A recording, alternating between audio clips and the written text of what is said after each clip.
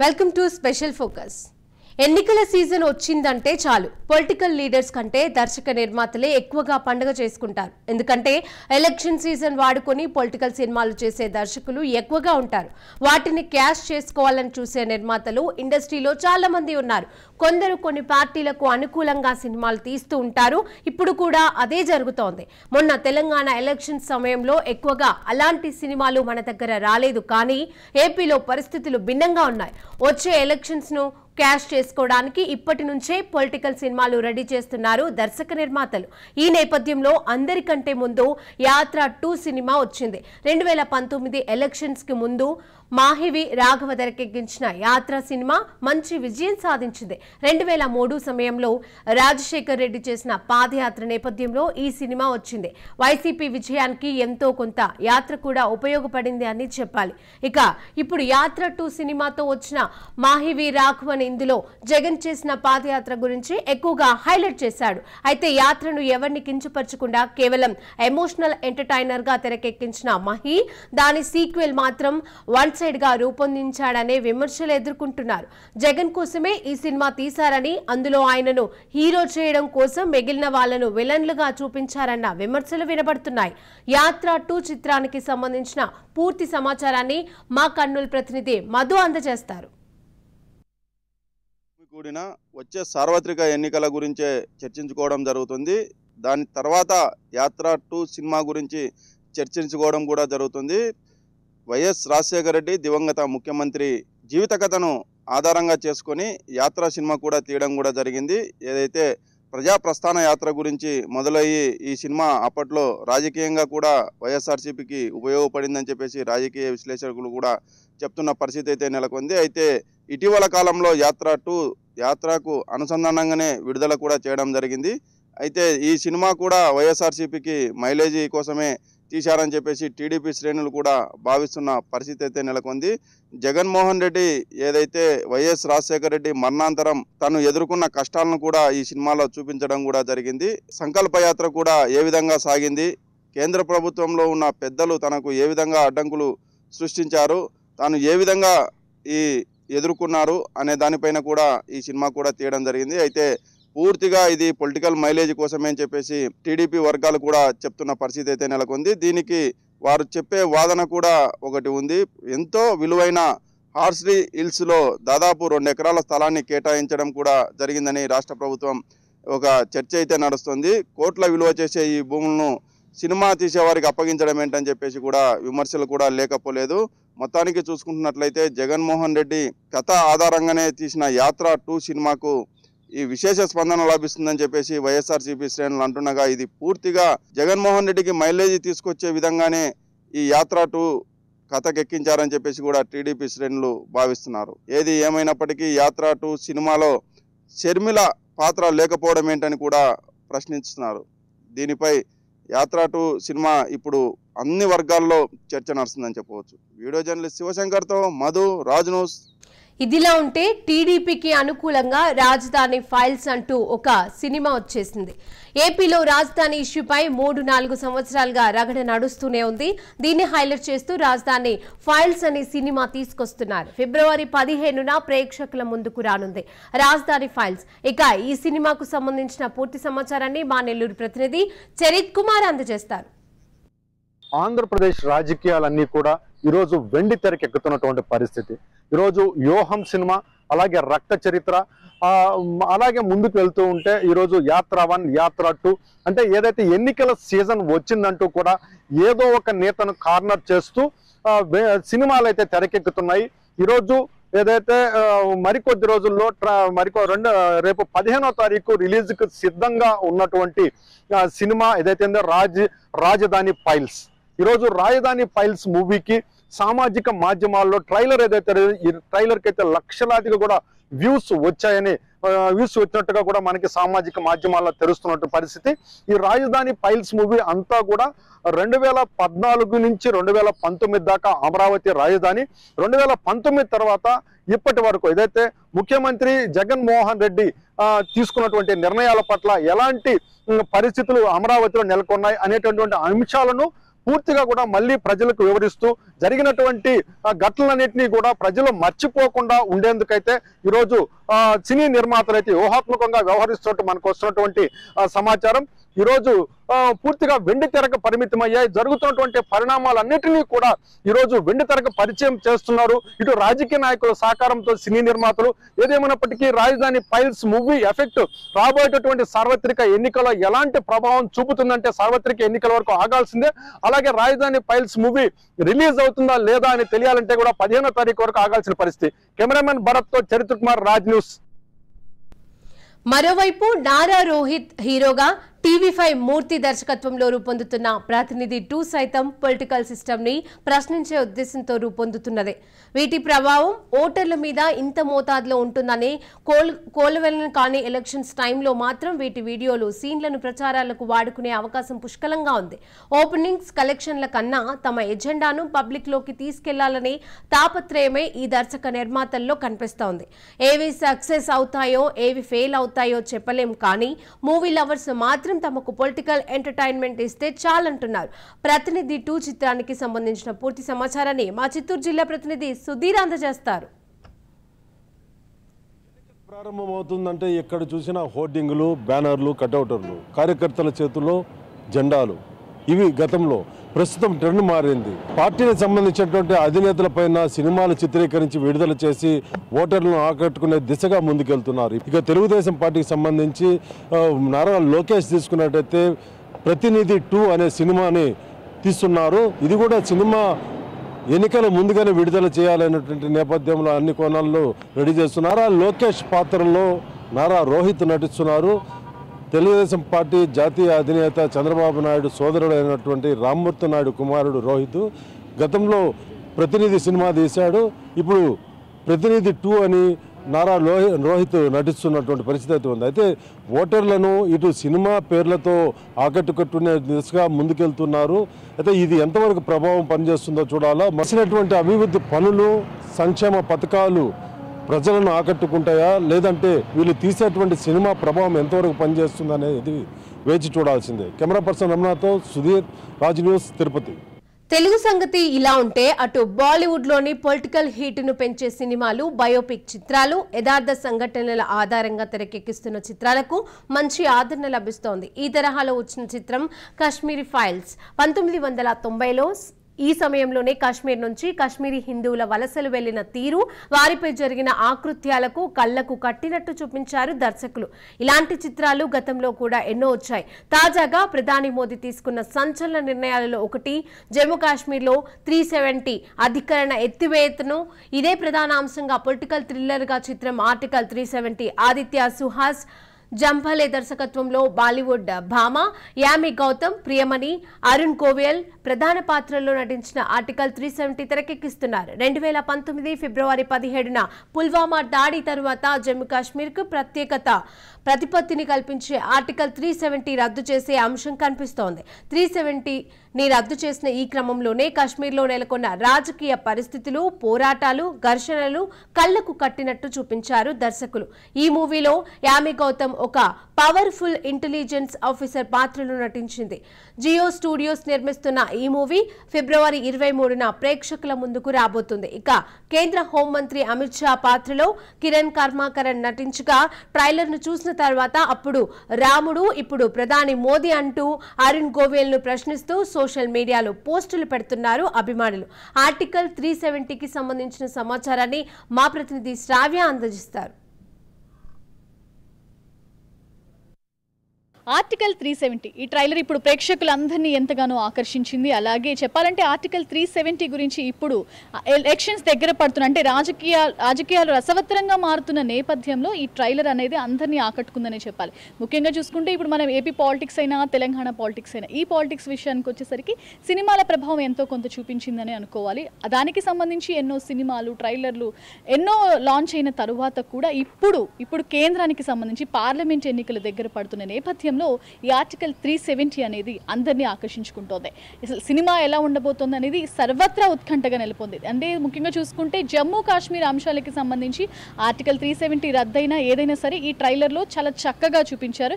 ఇక మోదీ అమిత్ షా విషయాలకు వస్తే మోదీ అమిత్ షా సంబంధించిన వీడియోస్ అంటే విజువల్స్ పరంగా అమిత్ షాతో మోడీ మాట్లాడిన అంశాలైనా ప్రతిదీ కూడా ఈ విజువల్స్లో ఇప్పుడు చూస్తున్న మనం ట్రైలర్ ప్రకారం కూడా ఇందులో చాలా చక్కగా చూపించడం జరిగింది. ఇక ముఖ్యంగా చూసుకుంటే ఇక మోడీ విషయానికి వస్తే ఇక జమ్మూ కాశ్మీర్కి సంబంధించి జరిగిన ఇష్యూస్లో మోడీ మాట్లాడిన తీరు దానికి సంబంధించిన విషయాలు కూడా ఈ ట్రైలర్ ప్రస్తావించడం అనేది జరిగింది. ఇక మనం చూసుకుంటే ముఖ్యంగా జమ్మూ కాశ్మీర్ స్వయం ప్రతిపత్తిని రద్దు చేసి ఒకరోజు ముందే అంటే జమ్మూ కాశ్మీర్ స్వయం ప్రతిపత్తిని రద్దు చేయడానికి ముందు ఒకరోజు ఇక 2019 ఆగస్టు 4న అనమాట ఈ ప్రధాని నరేంద్ర మోదీ పార్లమెంట్ అంటే మనం చూసుకుని రాష్ట్రపతిని కలిసేందుకు సాయంత్రం ఆలస్యంగా అంటే రాష్ట్రపతి భవన్కి ఆలస్యంగా చేరుకున్నారు వితౌట్ ఎనీ సెక్యూరిటీ. దానికి సంబంధించిన అంశాలు కూడా దీంట్లో పొందుపరచడం అనేది జరిగిందనమాట. ఈ ఆర్టికల్ 370లో ఎలాంటి అంశాలు పొందుపరిచారు, ముఖ్యంగా కాంగ్రెస్కి సంబంధించి ఎలాంటి కామెంట్స్ చేయడం జరిగింది, కాంగ్రెస్కి సంబంధించిన వైఫల్యాలైనా విఫలాలైనా ఎలా చూపించడం జరిగిందని చెప్పేసి కూడా ఈ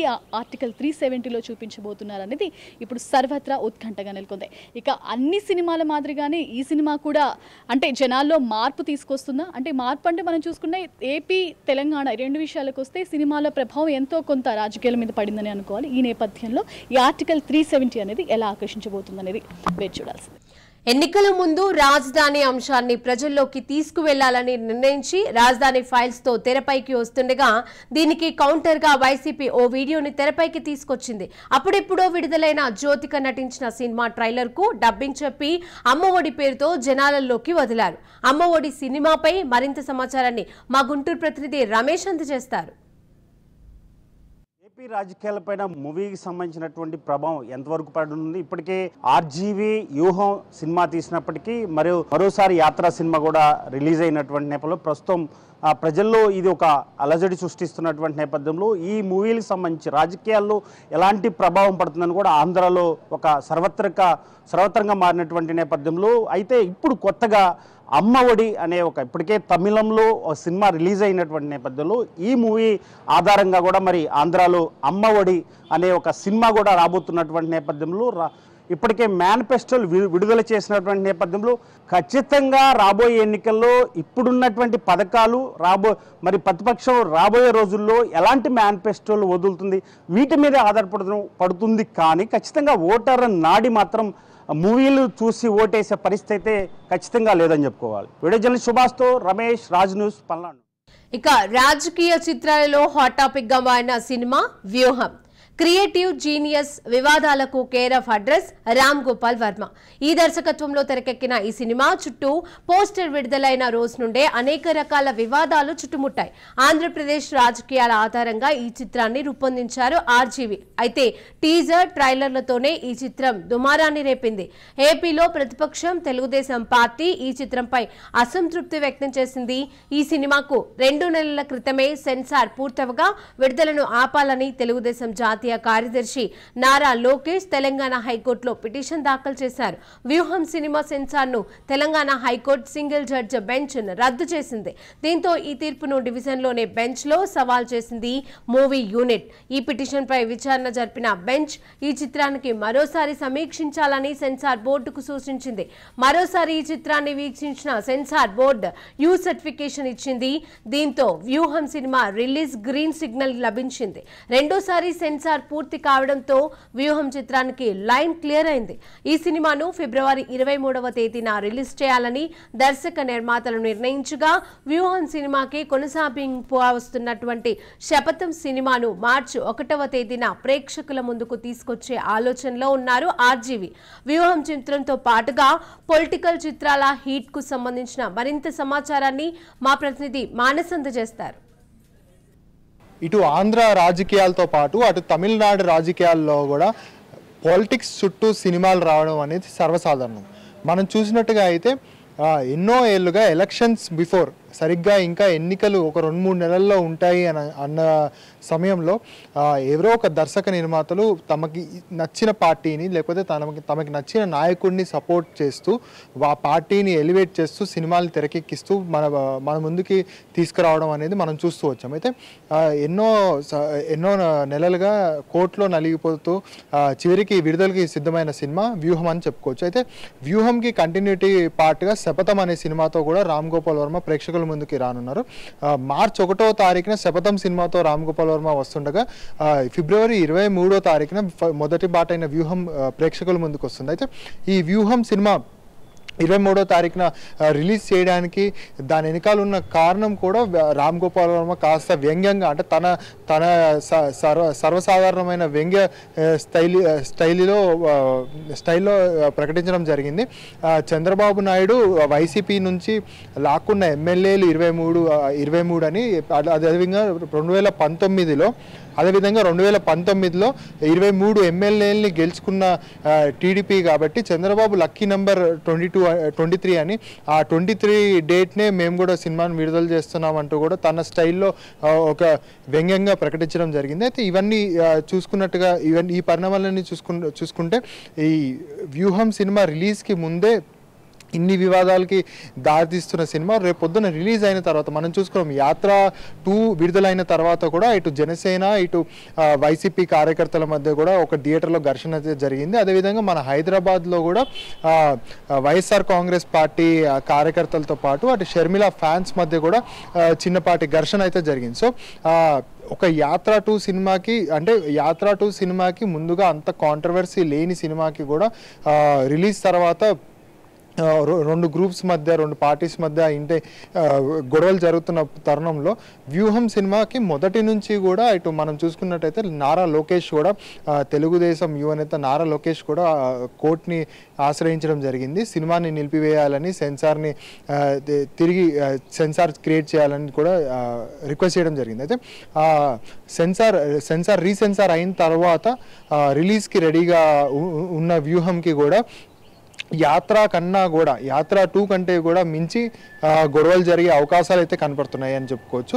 ఎందుకంటే ఇప్పుడు ఏపీ రాజకీయాలు మొత్తం కూడా అటు టీడీపీ ఇటు వైసీపీ టీడీపీ వర్సెస్ వైసీపీగా ఉన్న తరుణంలో జనసేన పార్టీ కీలకమైన పాత్ర అయితే పోషించనుందనే మనకందరికీ కూడా తెలుస్తుంది. మనం నేషనల్ సర్వేస్ని చూసినా కూడా జనసేన పార్టీ ఈ ఎన్నికల్లో కీలకమైన పాత్ర పోషించనుంది అని కూడా విడుదలవుతున్న సర్వేలు కూడా మనకు చెప్తున్నాయి. సో ఈ సర్వేలన్నీ కాసేపు పక్కన పెడితే వ్యూహం సినిమాలో మాత్రం జగన్ని హైలైట్ చేస్తూ తెరకెక్కించారు. అటు టీడీపీని ఇటు జనసేనతో పాటు చిరంజీవి పవన్ కళ్యాణ్ అన్న అయినటువంటి చిరంజీవిని కూడా కాస్త కించపరుస్తూ చిత్రీకరించారు అని కూడా మనకి ట్రైలర్లు టీజర్లో మనకి అర్థమవుతున్న విషయం అయితే ఉంది.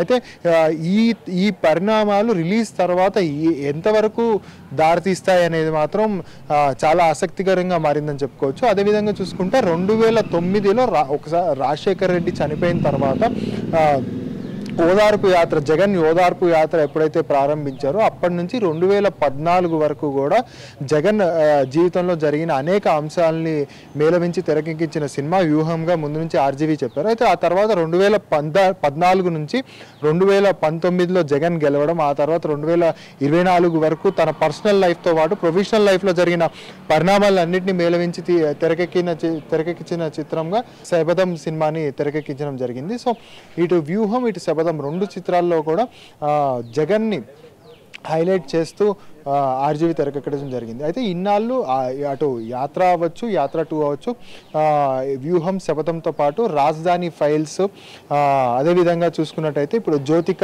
5 సంవత్సరాల క్రితం తమిళ్లో చేసిన రాక్షసి అనే చిత్రాన్ని తెలుగులో అమ్మ ఒడి అనే టైటిల్తో డబ్బింగ్గా అమ్మ ఒడి చిత్రాన్ని డబ్ చేసి రిలీజ్ చేస్తున్నారు.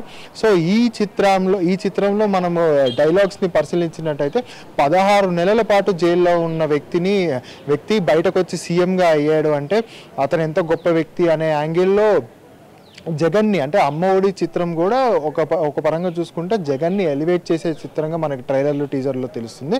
సో ముఖ్యంగా చూసుకుంటే అటు టీడీపీ వైసీపీ వార్గా నడుస్తున్న ఈ ఏపీ ఎన్నికల్లో ఈ సినిమా వారు కూడా కీలకమైన పాత్ర పోషిస్తుందని చెప్పుకోవచ్చు. అయితే ప్రతినిధి టు నారా ఫ్యామిలీకి సంబంధించిన నటుడు నారా రోహిత్ నటించిన ప్రతినిధి ఒకప్పట్లో మంచి విజయం అయితే సాధించింది. దానికి కొనసాగింపుగా వస్తున్న ప్రతినిధి 2 చిత్రం కూడా ఎన్నికలకి ముందు విడుదలయ్యే సూచనలు అయితే కనిపిస్తున్నాయి. అదేవిధంగా నందమూరి బాలకృష్ణ కూడా ఒక పొలిటికల్ చిత్రంతో త్వరలో ఎన్నికలకి బిఫోర్ స్క్రీన్ ముందుకి రానున్నారు అన్న వార్తలు కూడా జోరుగా వినిపిస్తున్న తరుణంలో ఇటు వైసీపీకి సపోర్టుగా వచ్చే చిత్రాలని ప్రేక్షకులు ఆదరిస్తారా, లేకపోతే టీడీపీకి సపోర్టుగా వస్తున్న చిత్రాలని ప్రేక్షకులు ఆదరిస్తారా, లేకపోతే ఈ చిత్రాల ప్రభావం అసలు ఓటర్ నాడి పైన ఎంత మేరకు పడనుంది అనేది మాత్రం ఆసక్తికర అంశంగా నెలకొందని చెప్పుకోవచ్చు. అదేవిధంగా చూసుకుంటే మనం ఇటు స్టేట్ పాలిటిక్స్తో పాటు నేషనల్లో కూడా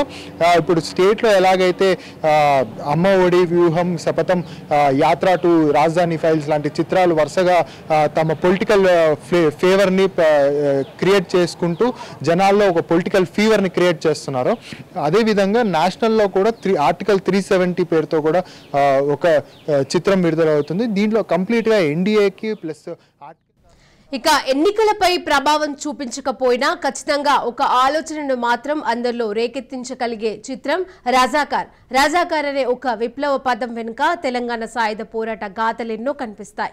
ఇక కనిపించని మరెన్నో వేదనలు, సామాన్యులు అనుభవించిన వేదనలను చూపించడానికి వస్తున్న మూవీ రాజాకార్ 1948 మధ్య కాలంలో ఇండియన్ యూనియన్ లో చేరడానికి ముందుగానే నిజాం హైదరాబాద్ లో జరిగిన సంఘటనలను బేస్ చేసుకుని ఈ సినిమాను తెరకెక్కించినట్లుగా తెలుస్తోంది. మార్చి 1న ఈ మూవీ థియేటర్స్ లో రిలీజ్ కానున్న ఈ చిత్రానికి సంబంధించిన పూర్తి సమాచారాన్ని మా ప్రతినిధి నాగేంద్ర బాబు లైవ్ లో అందజేస్తారు. రైట్ శిరీష, రజాకార్ల మూవీ ప్రస్తుతం అయితే సోషల్ మీడియాలో ట్రెండింగ్ అయితే కొనసాగుతూ ఉంది. ఎందుకంటే రజాకార్ల సినిమా ఇక్కడ హైదరాబాద్ సంస్థానంలోని ప్రజలు అప్పుడు ఉన్న నిజాం పాలకులకి వ్యతిరేకంగా, అంటే నిజాం పాలకులు ఏదైతే ఆకృత్యాలు, దారుణాలు సృష్టించారో వాటన్నిటి నుంచి విముక్తి కోసం ఆ రోజు హైదరాబాద్ సంస్థానంలోని ప్రజలు తిరుగుబాటు జెండా ఎగరవేశారు. సో ఆ సమయంలో ఎటువంటి చర్యలకు పూనుకున్నారు అంటే రజాకారులు ఏ విధంగా మారణ ఆయుధాలతో ఎటువంటి ఆకృత్యాలు, దారుణాలు సృష్టించారు, ఊచకోత కోసినటువంటి పరిస్థితులు కూడా రజాకార్ల కాలంలో ఉన్నటువంటి పరిస్థితి. సో వాటన్నిటినీ కూడా ఈ రజాకార్ మూవీ ట్రైలర్లో అయితే చూపించడం జరిగింది. రీసెంట్గా అంటే నిన్ననే 12వ తారీఖు ఈ రజాకార్ మూవీ ట్రైలర్ రిలీజ్ అయింది. ముఖ్యంగా ఈ మూవీలో చూసుకున్నట్లయితే ఈ మూవీని ఏటా సత్యనారాయణ దర్శకత్వం వహించడం జరిగింది. నల్లగొండ జిల్లాకు చెందిన వ్యక్తి ఇతను దర్శకత్వం వహించగా, అలాగే సత్యనారాయణ దర్శకత్వం వహించారు. దీంట్లో బీమ్స్ మ్యూజిక్ దీనికి వాయించడం జరిగింది. అలాగే కొంతమంది ప్రముఖులు కూడా దీంట్లో నటించడం జరిగింది. అయితే రజాకార్ల మూవీ లాస్ట్ ఇయర్ గత ఏడాదే ప్రారంభించినప్పటికీ, అప్పుడే రిలీజ్ చేయాలని భావించినప్పటికీ కూడా కొన్ని అనివార్య కారణాల వల్ల అది రిలీజ్ వాయిదా పడుతూ వచ్చింది. అది రేపు మార్చి 1వ తారీఖు ఈ మూవీని రిలీజ్ చేయడానికి అయితే ప్లాన్ చేస్తున్నారు. ఇటు తెలుగుతో పాటు హిందీ భాషలో కూడా ఈ సినిమాని రిలీజ్ చేస్తున్నారు. అయితే ఇటు హిందీ, తెలుగు ట్రైలర్ని ముఖ్యంగా ఎవరైతే స్టార్ నటి కంగనా రనౌత్ ఉన్నారో ఆమె చేతుల మీదుగా ఈ ట్రైలర్ని అయితే రిలీజ్ చేయడం జరిగింది. ముఖ్యంగా 1947, 1948 ఈ మధ్యకాలంలో జరిగినటువంటి అరాచకాలు, దారుణాలు, ఆకృత్యాలు, ఏవైతే నిజాం పాలనలో జరిగినటువంటి ఆకృత్యాలు ఉన్నాయో వాటన్నిటినీ కూడా కళ్ళకు కట్టే విధంగా కూడా ఈ చిత్రంలో చూపించామని చెప్పేసి దర్శకుడు చెప్పడం జరుగుతుంది. ట్రైలర్ కూడా ఆ విధంగానే ఉందని చెప్పవచ్చు. ఎందుకంటే ఆ రోజు నిజాం పాలనకు వ్యతిరేకంగా హైదరాబాద్ సంస్థానంలోని ప్రజలు కూడా తిరుగుబాటు వేసిన టైంలో వాళ్ళందరినీ కూడా ఊచకోత జరిపించడము, తుపాకులతో కాల్చివేయడము, మారణాయుధాలతో వాళ్ళందరినీ కూడా చంపివేయడం, అటువంటి పరిస్థితులు సృష్టించడం జరిగింది నిజాం పాలనలో. సో ఈ పాలనకి స్వస్తి పలికేందుకే అప్పట్లో భారతదేశ తొలి హోంమంత్రి ఎవరైతే సర్దార్ వల్లభాయ్ పటేల్ ఉన్నారో ఆయన అప్పుడు ఆపరేషన్ పోలో చర్యకు పూనుకున్నారు. ఆ ఆపరేషన్ పోలో సైనిక చర్యతో హైదరాబాద్ సంస్థానంలో ఉన్నటువంటి నిజాం సైనికులందరినీ కూడా చంపివేయడం జరిగింది. ఆ టైంలో వాళ్ళందరినీ చంపివేసిన తరువాత సెప్టెంబర్ 17వ తారీఖు హైదరాబాద్కి విమోచన దినోత్సవం జరిగిందని చెప్పవచ్చు. ఎందుకంటే ఆ తర్వాత సెప్టెంబర్ 18 నుంచి కూడా భారతదేశంలో విలీనమైంది హైదరాబాద్. అంతకుముందు హైదరాబాదు స్పెషల్గా స్వతంత్ర హైదరాబాద్గా ఉండాలని చెప్పేసి మొదటి నుంచి కూడా చెప్తున్నటువంటి పరిస్థితి. ఆ తర్వాత సెప్టెంబర్ 17 నుంచి హైదరాబాద్ విమోచన అయితే కలిగిందని చెప్పవాలి. హైదరాబాద్కి ఆ రోజు నుంచి స్వాతంత్రం వచ్చింది. వీటన్నిటిని కూడా దర్శకుడు ఈ రజాకార్ మూవీలో చూపించాడు. కళ్ళగట్టే విధంగా కూడా తెరకెక్కించినట్టు మనకు తెలుస్తుంది. శిరీష, ఇవి స్పెషల్ ఫోకస్ అప్డేట్స్. చూస్తూనే ఉండండి రాజ్ న్యూస్.